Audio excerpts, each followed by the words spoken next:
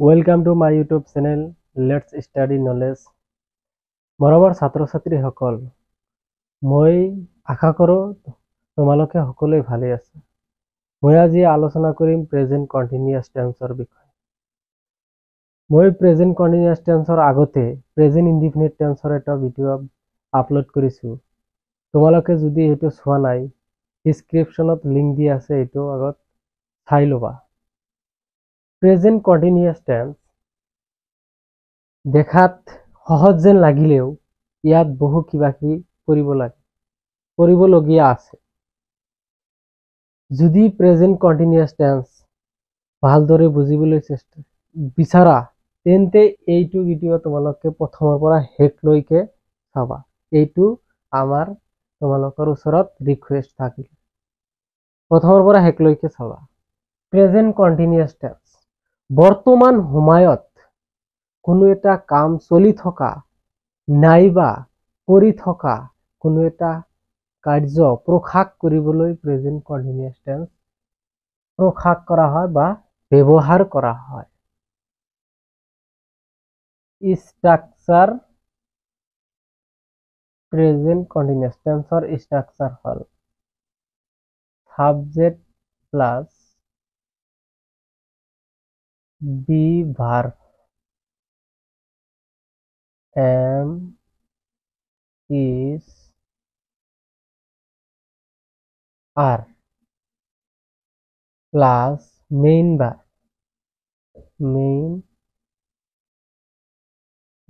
verb plus object plus extension। এতিয়া আমি শিকিম বি ভাৰ্বৰ ব্যৱহাৰ প্ৰনাউনৰ লগত কেনেকৈ হয়। I, you, we, you singular বা এইটো হল প্লুৰেল, she, he, it,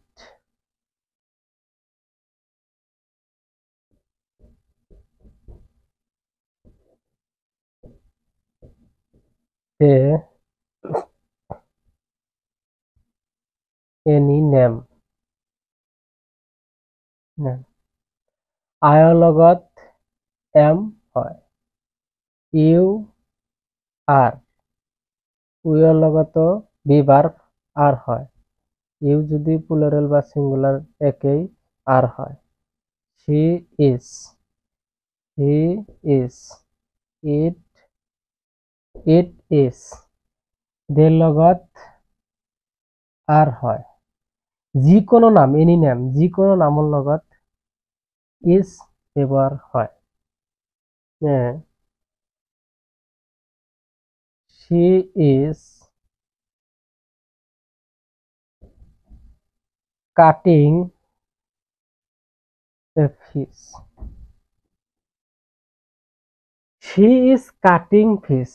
ইয়াত শেষত ডাবল কি হৈছে, 70% ষ্টুডেণ্টে এইটো বুজি পোৱা নাই যে শেষত কি ডাবল হল কিয়। যদি বুজা নাই মই বুজাই দি আছো।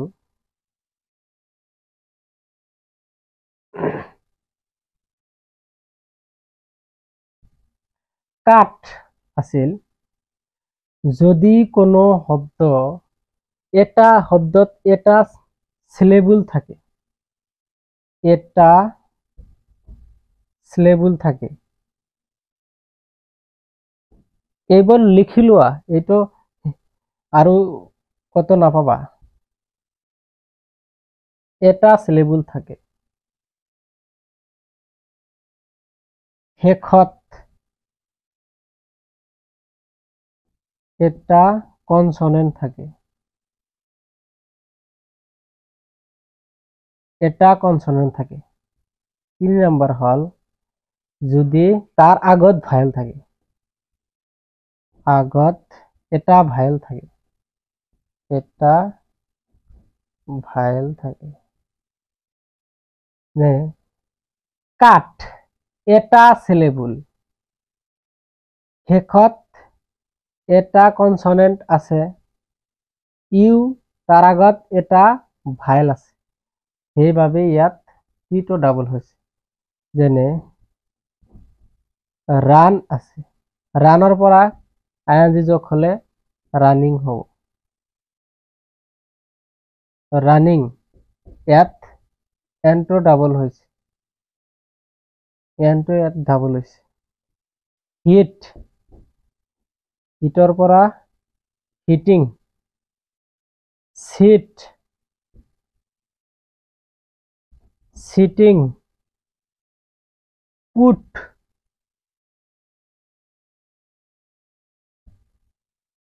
পুটিং।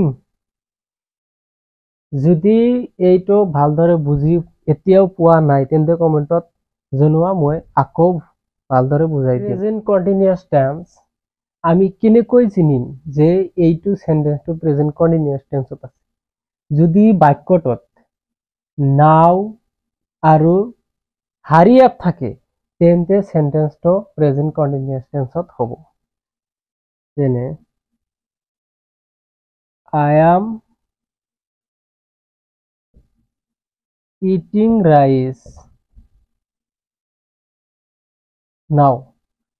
নাও শব্দটোৱে বুজাইছে এতিয়া, চলি থকা বুজাইছে। I am eating rice now. I am writing a letter now. She is singing a song. He is singing a song now.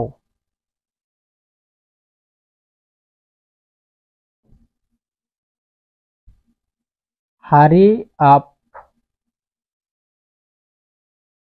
Hurry up. The taxi is waiting. ইয়াত হাৰি আপ আছে, শেষৰ সেন্টেন্সটো প্ৰেজেন্ট কন্টিনিউয়াস টেন্সত হৈছে। যদি কোনো sentence, কোনো বাক্যত বা কোনো সেন্টেন্সত যদি নাও থাকে তেন্তে সেন্টেন্সটো কি হ'ব?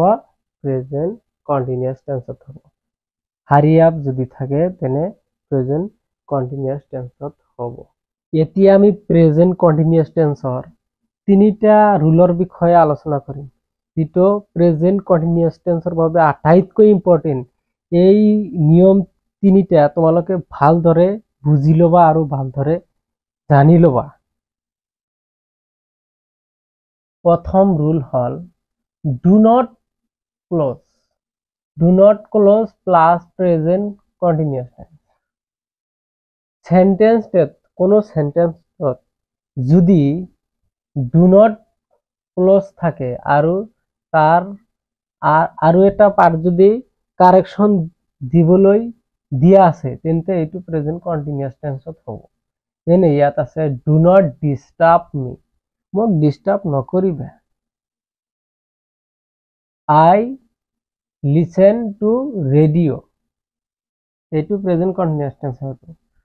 Do not disturb, do not disturb me. I am লগত am হয়। I am listening to the radio. 2 number নিয়ম হ'ল, ভালদৰে চোৱা, যদি এটা পাৰ্ট ইম্পেৰেটিভ সেন্টেন্স হয় আৰু এটা পাৰ্ট প্ৰেজেন্ট কন্টিনিউয়াস টেন্স হয়, ইয়াত আছে কি হাৰি আপ, এইটো ইম্পেৰেটিভ সেন্টেন্স হয়। ইম্পেৰেটিভ সেন্টেন্সত প্ৰথমে আৰম্ভ হয় ভাৰ্ব দিয়ে, হাৰি আপ হ'ল ভাৰ্ব প্ৰেজেন্ট, আৰু বাকি অংশটো আছে এইটো কাৰেকশন কৰিবলৈ দিয়া হৈছে, এইটোৰ পাৰ্ট প্ৰেজেন্ট কন্টিনিউয়াস টেন্সত হ'ব। যেনে হাৰি up The taxi the taxi the taxi is waiting.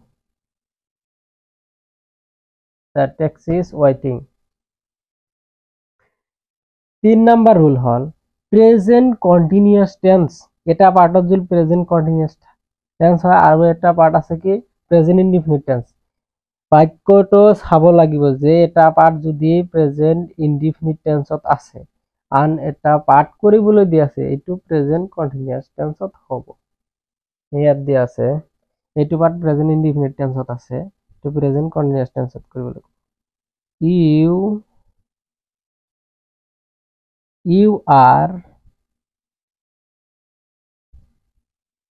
You are reading semicolon are not you.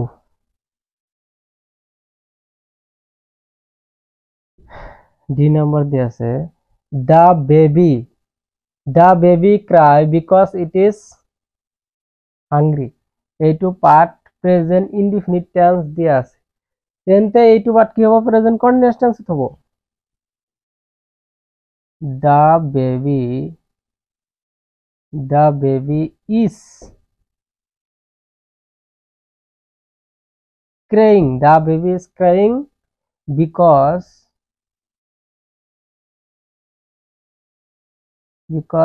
it is hungry.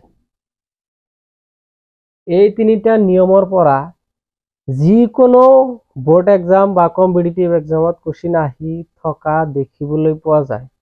এইটো থাকিব আৰু থাকিবই, এইটো ভালদৰে তোমালোকে আয়ত্ত কৰি লোৱা। প্ৰেজেন্ট কন্টিনিউয়াস টেন্সৰ কিছুমান কাৰেক্ট টেন্স দিয়া হৈছে এইটো তোমালোকে কমেন্টত জনোৱা কোন টেন্সত হ'ব। নাও আই ডু এ সাম। এই সেন্টেন্সত নাও আছে তেন্তে কোনটো টেন্সত হ'ব কমেন্টত জনোৱা। Now I am doing a সাম। নাও আছে মানে প্ৰেজেন্ট কন্টিনিউয়াস টেন্সত হ'বই। এইটো সেন্টেন্সৰ কি আছে নাও আছে তেন্তে এইটো প্রেজেন্ট কন্টিনিউয়াস টেন্সত হ'ব। দে লগত কি হয় আর হয়। দে আর প্লেইং নাও।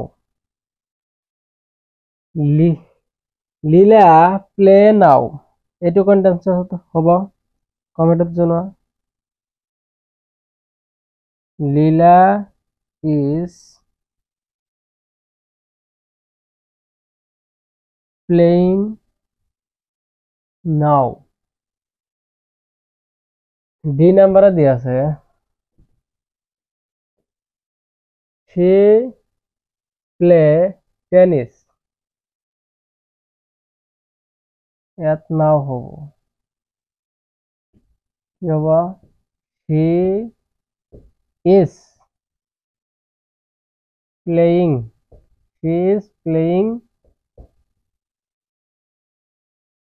tennis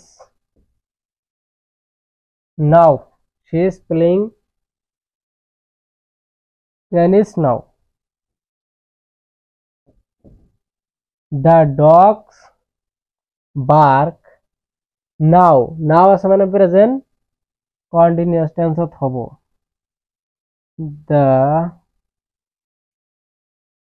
dogs ইয়াত সিঙ্গুলার নয় এটা প্লুরাল হয় ইয়ার লগত কি হ'ব আর হ'ব। The dogs are barking ভুগি আছে now. কুকুৰবোৰে এতিয়া ভুগি আছে কি আছে জি নাম্বার দি আছে don't go out it rain. Don't call him he sleep. এইটো আপোনালোকে কমেন্ট বক্সত জনাব। Thank you for watching this video. আৰু এই ভিডিঅ'টো তোমালোকৰ বন্ধু বান্ধৱী বন্ধুবৰ্গলৈ শ্বেয়াৰ কৰিব আৰু এটা লাইক কৰি দিব।